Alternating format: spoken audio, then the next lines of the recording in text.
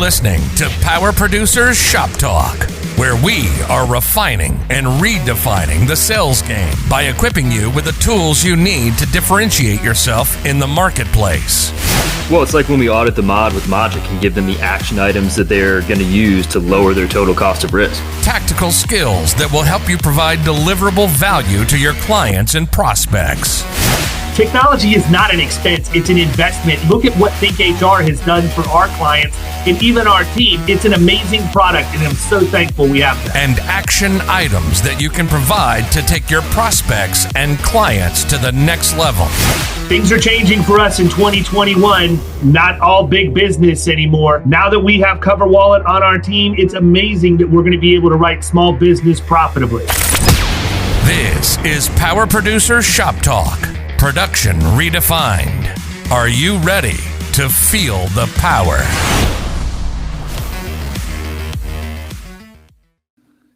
It is Friday, and Christian Delosier is ready to close his week out. I am going to name him on every single one of these episodes with Sedlak. If nothing else, I know I can make Steven smile when I say he's going to love it.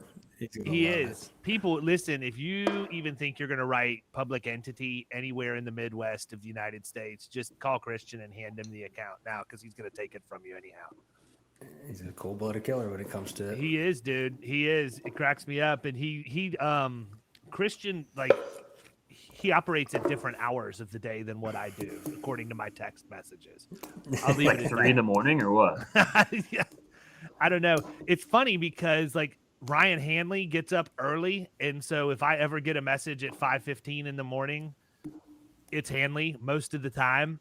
And it's gotten to the point where Annie will roll over and say, "What's Hanley want now? What's he want at this point?" So anyhow, it's all good, man. I don't. It's funny because I'm so used to carrying. I never even used to carry my phone into a meeting, but now I just leave it on silent and leave it in my pocket the whole time. And my phone's on silent 24/7, 365, because I got to watch. If somebody's calling me, I know because my watch vibrates.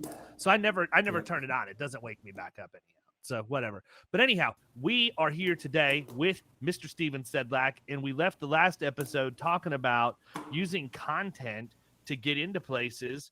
And, I wanted to talk with him about it because Stephen has had some success with his book that he wrote. I mean, the guy told you on the last episode and on his original episode when he came on to regular Power Producers about the fact that he leads with workers' comp literally 100% of the time. So what did he do? He wrote a book about workers' comp called The Work Comp Effect. So I want him to talk about that a little bit and how he sort of what the process was like for you. When did you say, you know what, I got a great idea, I'm going to go write a book? Because for me, I can't really say I put a lot of thought into it. It was just sort of like when Forrest Gump started running from one side of the country to the other for a while there.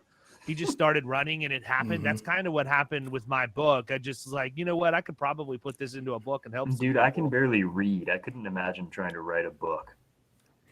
Yeah, it's as hard as you think. An interesting process. Yeah, I just feel like I wouldn't have enough to talk about. I don't know. Well, it's not a forced thing, right? Yeah. No, it's not. I mean, it's not hard. I got my degree in journalism, so I had a little leg up, I guess. So I went to Mizzou for journalism. I had a few school. Pulitzer Prizes before I decided to pen the old book. I was a ghostwriter for a guy named Stephen King. No. Maybe you've heard of him. No, I realized that really quick that it's going to be real in that industry. So and that wasn't my long-term game plan. So I had a background in it. I've always kind of liked to write. So I guess it was in the pandemic. So it was 2019, and I had just left a conference for an association, and there was a guy that had just left the Authors Club in New York with my friend John Grissom, and no, I had a book from a guy that was at this conference, and that's when it kind of hit me. I'm like, these times you go to these conferences and there's a seminar you're at and they always put up their book, and immediately your mindset goes that this guy knows what the hell he's talking about. He's got a book out there. So I've always, this was probably 2 years into me really focusing on work comp, and I knew this shit about work comp that I could put it all in a book. Now, steps in there. That's not all of them, but I mean, I don't want to, like I've said before, I don't want to bore everybody with a book. I tried to keep it under 100 pages as I could, so people would actually say, you know, I can quickly read this. You know, not going to be something that's going to make me gouge my eyes out. It still might, I don't know, but so you know, the whole process was I just sat down and just made some bullet points of topics I wanted to hit on with that, and then I just started typing out. I think it was maybe end of September, early October of that year that I started it. And I was done actually writing it was middle of December, early December, before Christmas. I know that. And then I went through the process of getting all the artwork done and getting it, you know, copyrighted, which not a hard process in itself.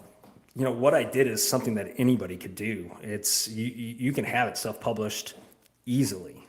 You Kindle, what is it, Amazon Kindle Direct? Kindle something, Direct, KDP. man. KDP.amazon.com. It is simple. You know, there's some steps you got to go through. You have to have it copyrighted, formatted properly. But the whole purpose of it, like, was to drive business and use it as a factor to get new clients. You know, after I got it copywritten, I had calls from publishing houses saying, hey, we want to, you know, let's see if we can get this published and out there. To me, that wasn't the purpose of it. The purpose of it was to garner new clients. If I make a couple bucks off of it here and there, that's fine, but that wasn't the purpose of it. The purpose of it was to, you know, I can sell as many books that I'm going to sell to bring on a large account. Just, it's a lot easier to go out and get a large account in my eyes than to push a book out there and get it to bring in that amount of revenue. So, you know, the way I've been able to do that, though, is just, well, again, it was to and lead. Ready?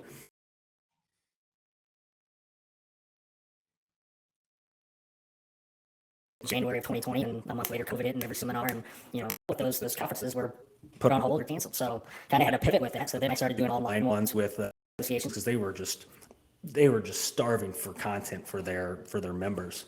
So I did it through our Chamber of Commerce here. I did it on a pallet manufacturers one that we're a member of, a land improvement contractors association we're members of. I would give these seminars, and then anybody that was on that, I would either do a giveaway for gift cards, and every sent out a gift card for those giveaways. I'd send the book. We got, I don't know, probably 20, 25 clients that way through that. And then just when I'm very focused on my marketing with high premium mod work comps, that is an integral part of my marketing with them. And at some point I mail them that book, whether it be, there's got to be some interest from them before I'm going to mail it to them, because otherwise there's going to be a book coming in the mail.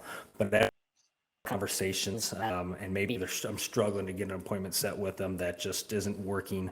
That's when I'll send it to them and say, hey, you know, I know we're having a hard time getting something on the books. In the meantime, take a look at this. Maybe this will help you that way. More times than not, that'll start the conversation back with them. Like, hey, you know what? Let's get something on the books.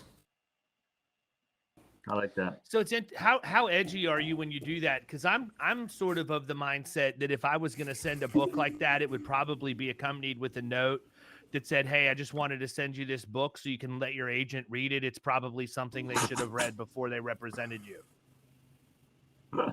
No, I want them to know I'm not the guy who reads the book. I'm the guy who wrote the book.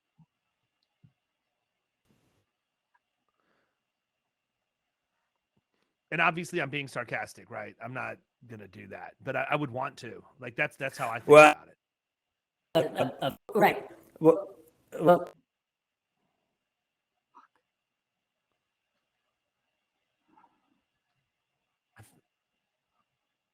I feel like Stephen is giving us like gold right now, and we can't. I know this. You can hear me fine though? Yeah, you're crystal clear. So am I. Okay. Up there and he took it home, and his brother sent him and said, hey, got your book, loved it.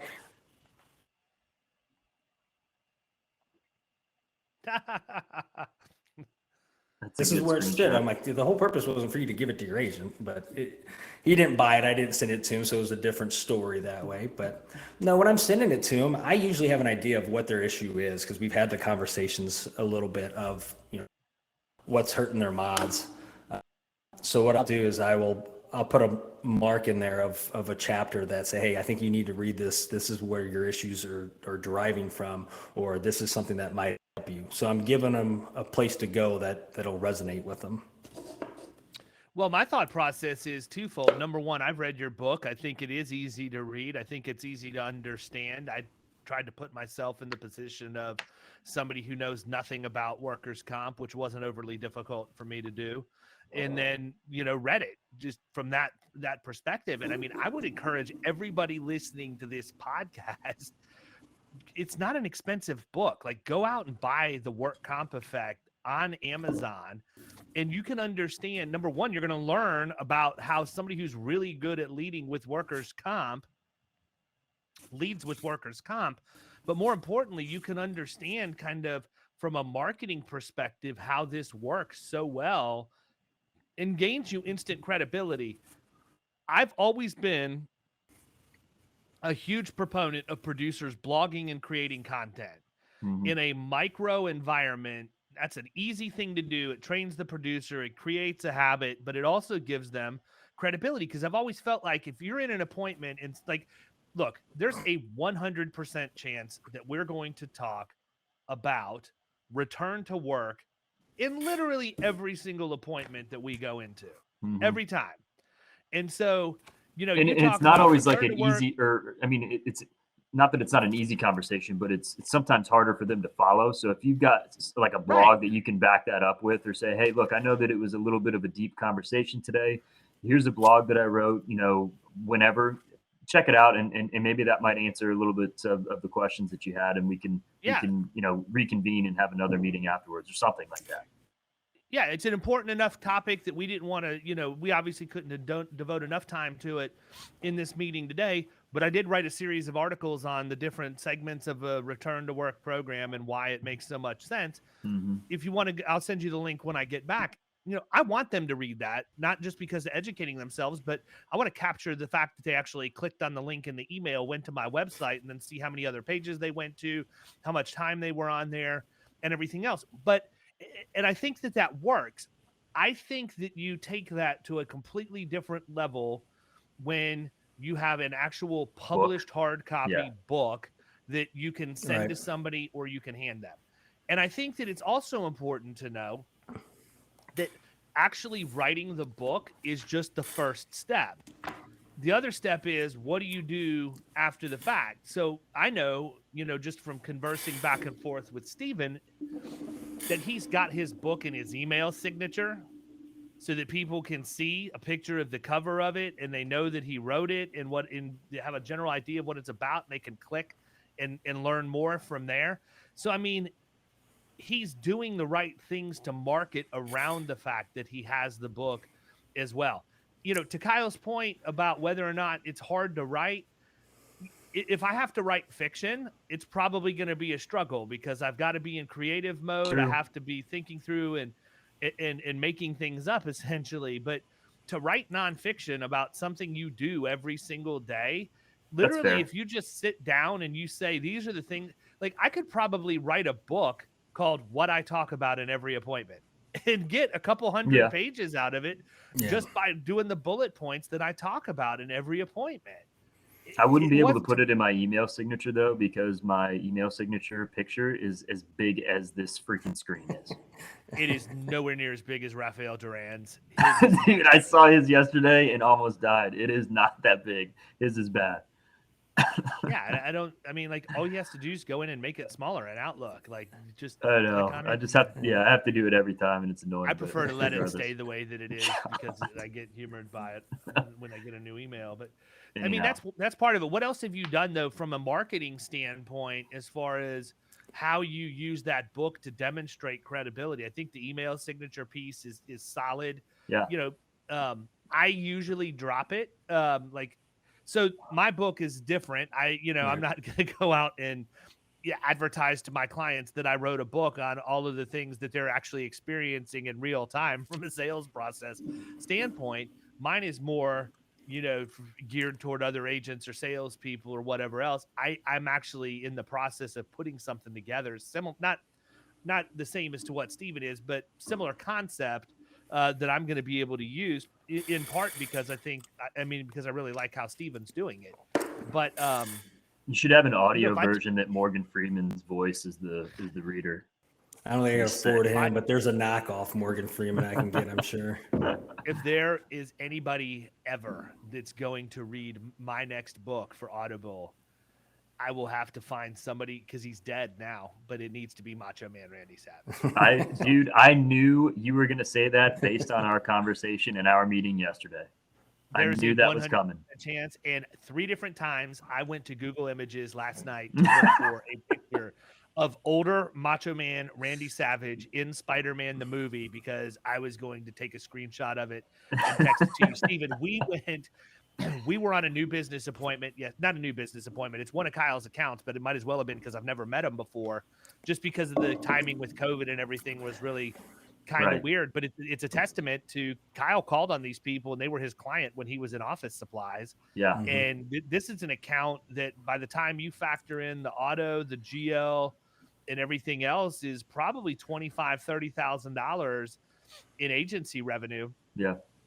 And so, we're in the process of onboarding those lines that were not up when we originally moved everything over and wrote it. And had you met him before yesterday?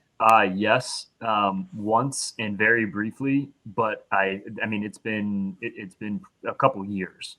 So I'm going to tell you something. This is actually really good, a good rabbit hole that we went down because I did something yesterday based on my training that everybody should do. And that is you acknowledge everybody in the room, whether you know who they are or not, because you never know who that person is. Mm-hmm. And so I knew who the mom and the daughter were because we did a Zoom video Mm-hmm. with them. Mm-hmm. This guy, I swear, this guy looked like he was just Johnny Plumber. Like, that's it. I had no idea he owned the company. Oh, I had really? no idea. I thought that I told you that beforehand. No, I had no idea he was even going to be in there. I just thought he was a random plumber that was sitting in there. So when we walked That's why it was so hard to get everybody on the same page because they needed to get them two and him there at the same time. Oh, so got that's it. my bad for not. Yeah. Anyways. No, that makes more sense. But Right. naturally, I went in and I see this guy sitting there. So I stuck my hand out and introduced myself to him, only to find out that he's actually the owner of the company. So people, don't ever not introduce yourself to somebody because this is a guy that, honestly, probably not somebody I would hang out with, right? I mean, I think it's fair to say that. This guy's not going to be not in the same circles. Not a good dude or whatever else. But he stuck his hand out. He had a freaking Rawlings catcher mitt attached to his wrist. His hands, he had the bear paws. Like this guy was definitely a plumber. And Kyle said, What'd you say? He probably just hammers an 18-pack of Busch Lights every night, and then chews up the cans after. Yeah, and there was no doubt in my mind there is a hard pack of Marlboro Reds, possibly 110s, in his pocket. Or were they rolled up in the sleeve like they used to do back in the day? No, he had them in his front pocket, but he was exactly who you would expect to be the guy that was a good plumber that started his own company, but never abandoned the fact that he really, really embraced being a plumber. Mm-hmm. But he looked just like an Macho older Man. Yeah, right. I agree on your point where you're saying don't ever, not introduce yourself to somebody or judge them based on who they are. There's a guy over in this area. He owns. Have you ever heard of Billy Bob teeth or those fake teeth make you look like a hillbilly? Where did I just saw some? Did you share something on LinkedIn about it? Yeah, Jonah. Okay. Yeah, I do. Yeah, I follow him on LinkedIn. His name's Jonah White.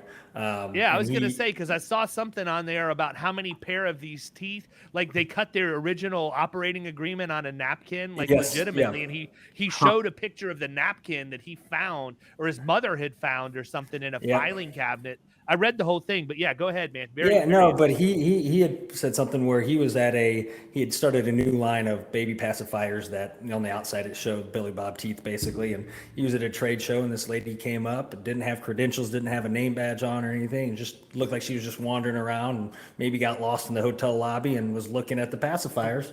So he thought it was just a little grandma wanted something for her granddaughter. So he went up and said, "Hey, I'm Joan. I'm the owner here. I want you to have this." And she goes, "Oh, great." Hands him her card. And she's like the chief purchasing officer for Walmart. And he said, if I would have just not done anything, who knows where I've been? He goes, now we're in every Walmart in the country with these. Hey, talk about an organization that needs the work comp effect on their shelves. You need to get into Walmart. I know I need to go to these trade shows where he's at. But I agree, that's the thing. Absolutely. Yeah.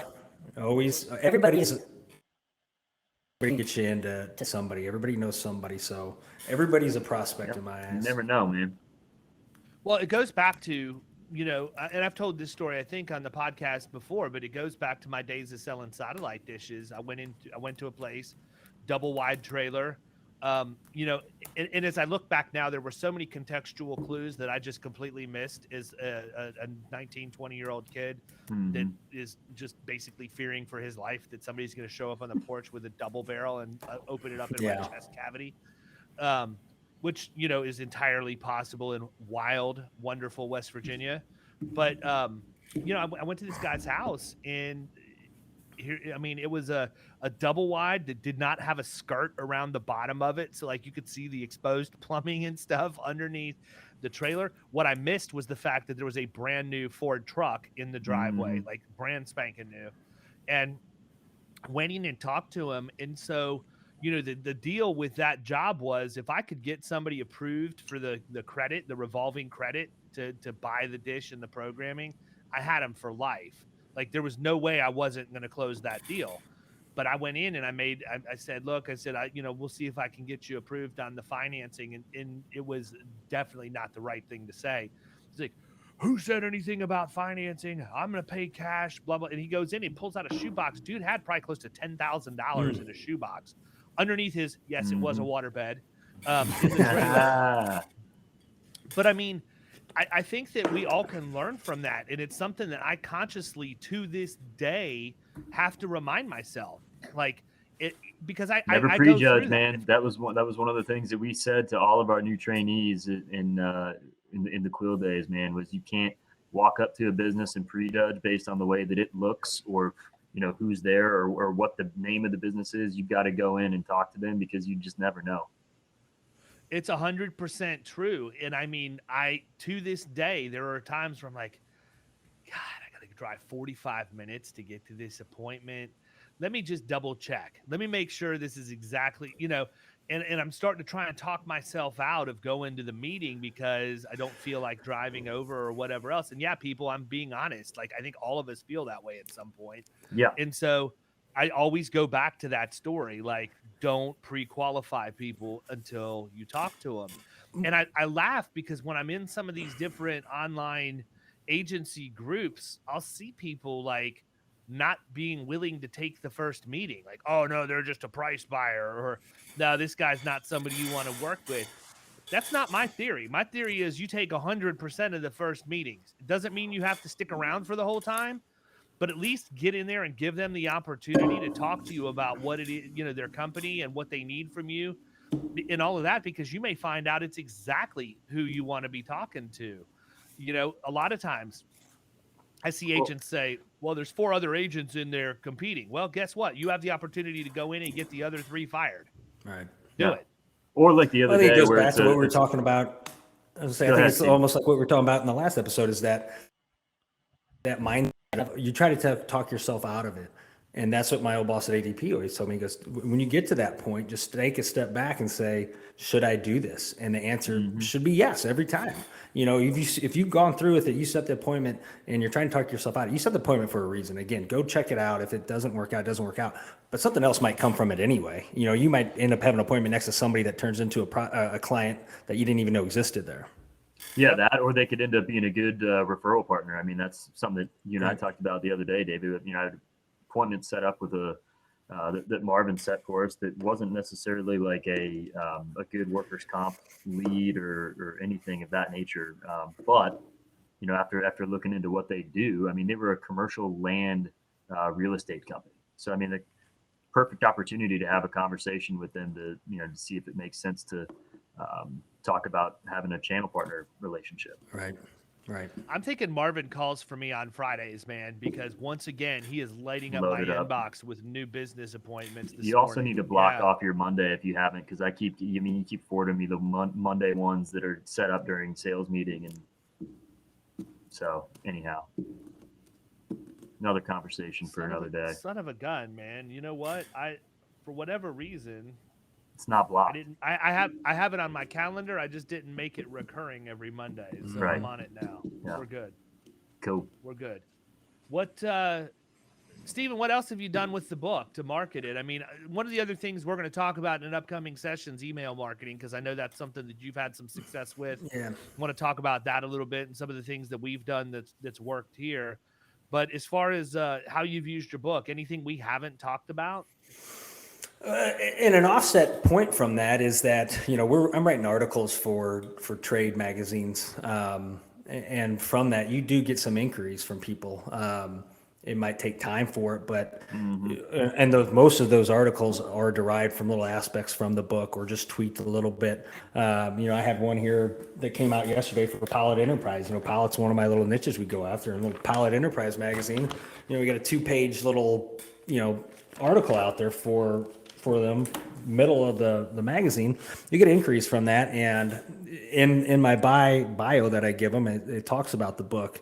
So then I'm going to, when somebody follows up that way, I'm going to send them the book if they even just had a single question. That way.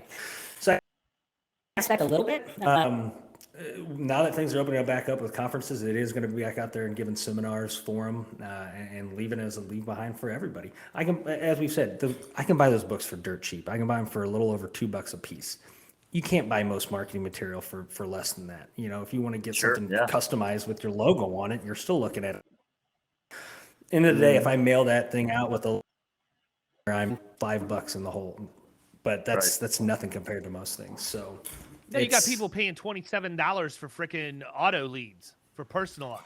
Yeah, $5 for a middle market commercial count, a drop in the bucket. Right. Yeah.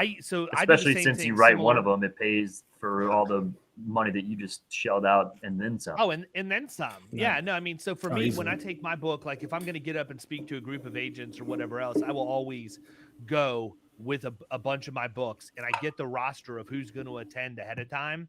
And then I write a handwritten note to every attendee in the front cover of the book so that when they get their welcome to the conference or whatever, they've got their own personalized copy in there when they show up. So I think that's a nice touch. It's certainly the extra 2 minutes to do that. But again, man, I mean, that's just another way to differentiate yourself. Anybody can give them a book, but to give them a book and then actually pop a note in there with their name and company name and all of that other stuff, there's no way you can fake that. No, it's not. And this has happened on multiple occasions where before I've gone out on a first appointment, whether we've had a phone conversation or we've talked about it and we decided it was good to meet in person finally. There's been multiple times that I've shown up at these prospects' offices and they have the book out and highlighted. They found value in it already. And majority of those we end up taking over by BOR. We end up taking them over because they realize that what they're doing and what their current agent is doing is not helping them at all. And just a simple, there's nothing that we do at that point, after we do, but I'm saying is like, we walk in and they basically say, here, I've read your book. I think you can help me take it over. That simple. Yeah. It's crazy how easy it is. We've been going long enough. It's time to wrap it up. People, The Work Comp Effect. You can get it on Amazon, or, you could just send Stephen an email and click on his email signature and get it from there. But get the book, man. I don't get paid anything for telling you to do that. I read it. I got something out of it. I think it's a good read. It's a quick read. You'll learn how to position yourself to sell workers' comp at the point of sale, but you can also see some of the things that Stephen has done to educate people, whether you're an agent or a buyer, on the whole workers' comp process. So we're going to be off to the races again when we do our next 2. But I'd tell you, before next week, you better have that book and read it, because we're probably going to throw a bonus out there with a question that you can respond to and get some sort of a prize. Who knows? Delosier will be the first one to respond. So Delosier responded 3 weeks ago because he anticipated us asking that question. He's like the Chuck Norris of insurance. Delosier doesn't read books. He stares them down until they give him the information he's looking for. So, yeah. All right. We're wrapping up with that. Delosier, have a great weekend. Steven, thanks for coming on, man. We'll talk next time. All right, guys. Appreciate it.